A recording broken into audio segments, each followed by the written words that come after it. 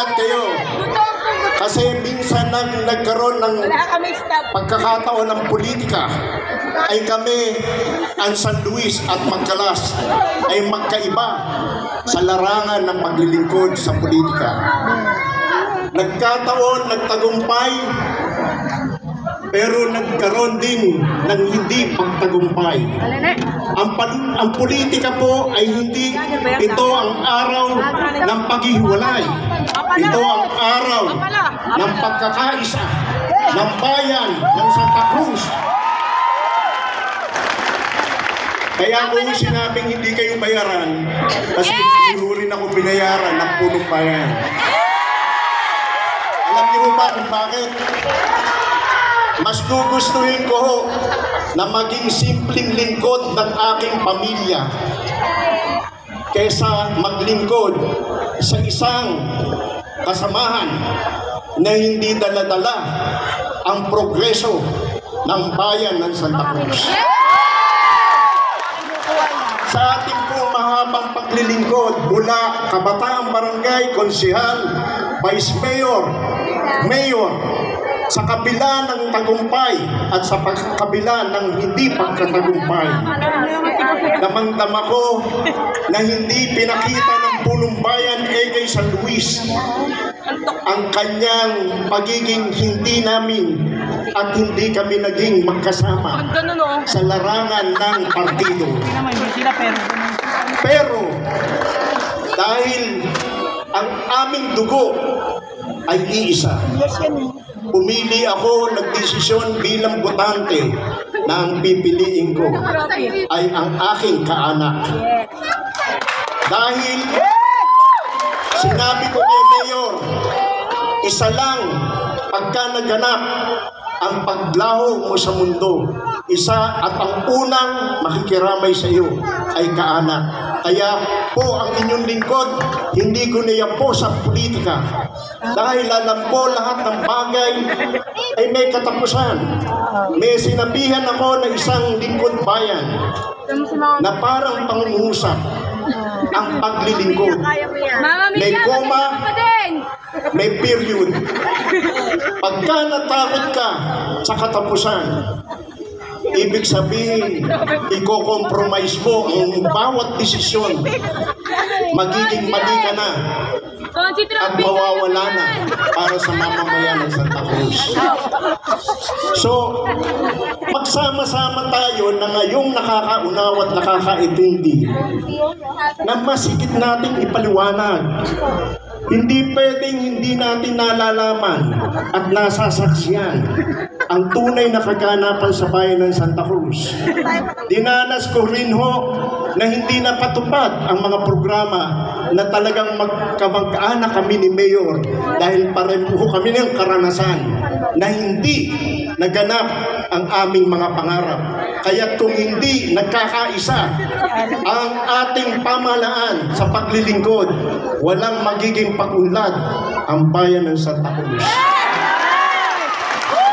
Kaya lang, hindi ko alam, meron pa ho ba akong tsansa na makiusap at tulungan natin sila. Salamat po. Kala ko po, hindi na ako kilala ng ating mga kababayan. Walang kakalas. Ang bawat isang nasa ating harapan. Salamat po, salamat. Muli ko pong sasabihin sa iyo, bakit to ako kasama ni Mayor Egay. Si Mayor Egay po, nung ako'y tinawagan na magsama-sama na, natuwa ako kasi isang mayor ay kinausap ang hindi na mayor.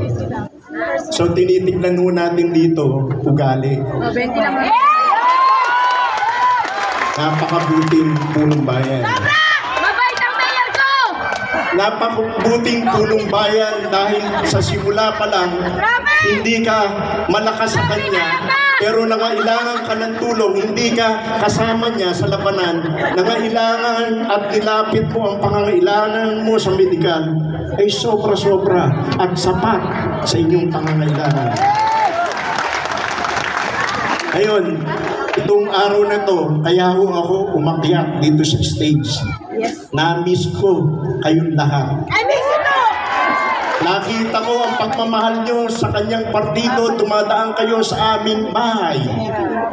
Na muling naalala ko ang nakaraan ng kung paano nyo dinala sa tagumpay ang ating punong bayan. At nakita ko na mas marami palalot na dagdagan ang naniniwala at naniwanagan sa ating panununo ng Mayor Egay San Luis.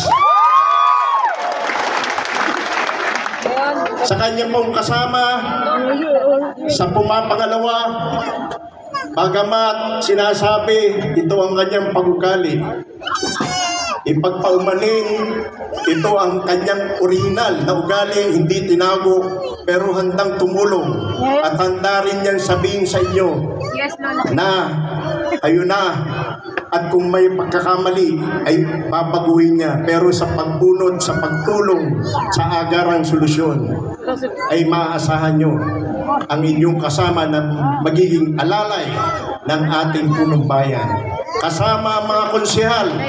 Kaya po sa gabing ito hanggang sa katapusan, mula sa pagpasok ng presinto, dagdagan nyo pa ang makakapaunawa kung bakit si Mayor Egay San Luis. Hindi ko lang alam kung ako ay nakabahagi sa kanya ngayong gabi. Hindi ko alam kung ako'y nakatulong sa aking pagsasalita ngayon sa kanya.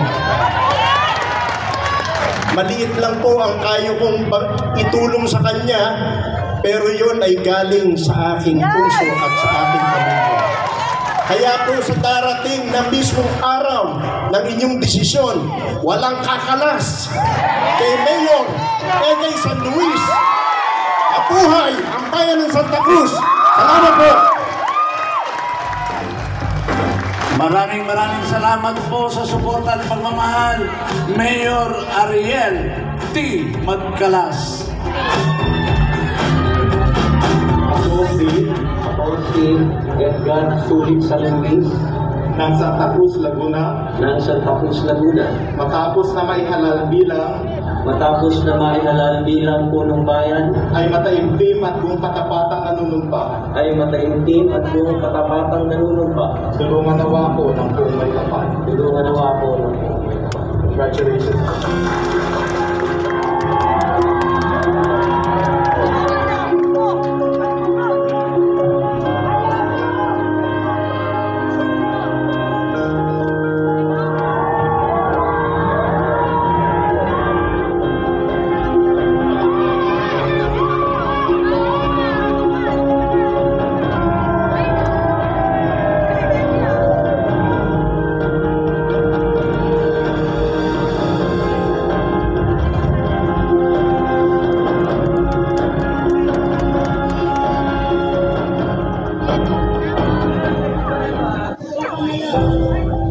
Taong 2019, nagsimula ang bagong pag-asa sa bayan ng Santa Cruz dahil sa isang lider na may puso't galing, isang lider na may malasakit, may husay at subok sa pagliliburan, may takot sa Diyos at may paninindigan. Siya, si Mayor Egay San Luis.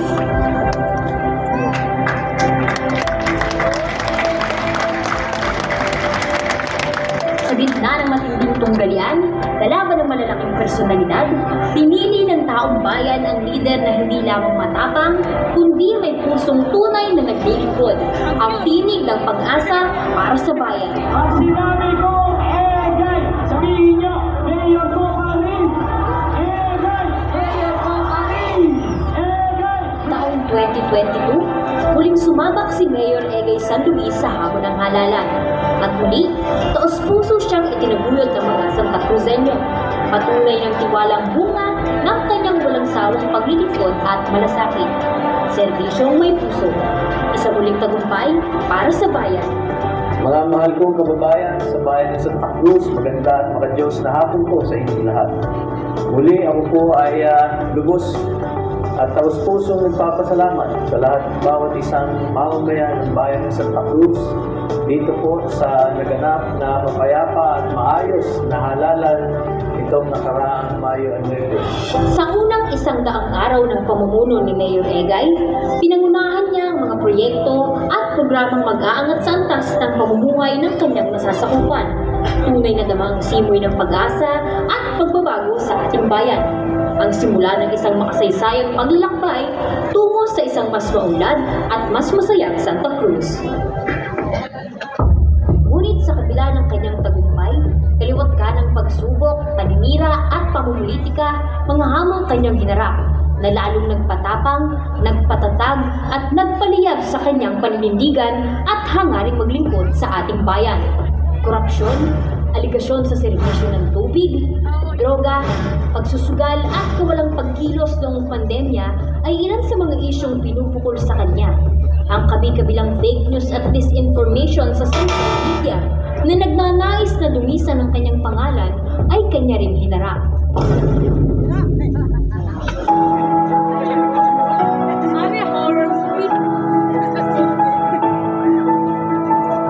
Sa hamon ng pandemya, hindi natinag ang kanyang paglilingkuran. Walang takot na ipinabot ni Mayor Egay ang kanyang malasakit. Ang serbisyong may puso ay kanyang ipinagpatuloy. Nariyan ang pagpapatayo ng isolation facility sa Barangay Hasakan, mas pinabilis na bakulaan, kabi-kabilang ayuda sa bawat pamilya at mas pinaigting na programang panghalusugan. Kasama ang taong bayan, ating pinatunayan na walang imposible kung tayo ay nagkakaisa.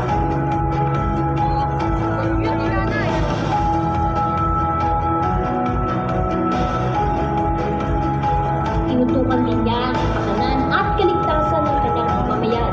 Una po ng ating punong bayan, mataas, isuswitch on ang ilaw, hudyat ng kaliwanagan. Nariyang nagpakabit ng street lights sa iba't ibang bahagi ng Santa Cruz, tulad ng sa highway sa Barangay Bulukan, sa Bayside sa Barangay Calios at Barangay Gatin.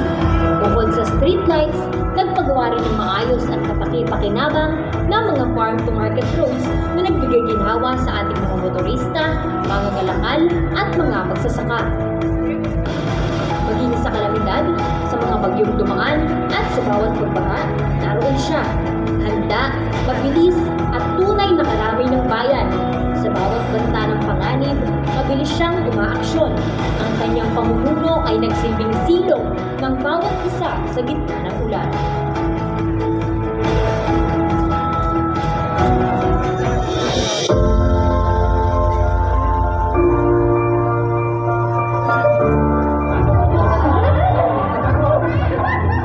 Sa bawat hakbang at tagumpay, hindi nag-iisang lumaban si Mayor Egay. Kasama ang kanyang masigasig na katuwang, Vice Mayor Laura Panganiban Obligasyon, kasama ang puwersa ng taong bayan sa kanilang likuran, kanilang napagtagumpayan, na isulong at naitaguyod ang mga proyekto at programang mag-aangat sa bayan ng Santa Cruz. Isang tambalang pinanday ng iisang layunin at pananaw para sa sambayanan. Tambalang ehemplo ng isang matatag at makataong paglilingkuran. Magkasama din nilang tinugunan ang mga problema sa mga barangay.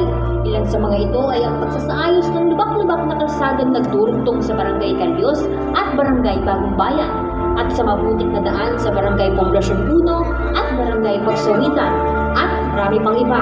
Ito ay naisakatuparan, dala ang panata ng tunay na serbisyong may puso,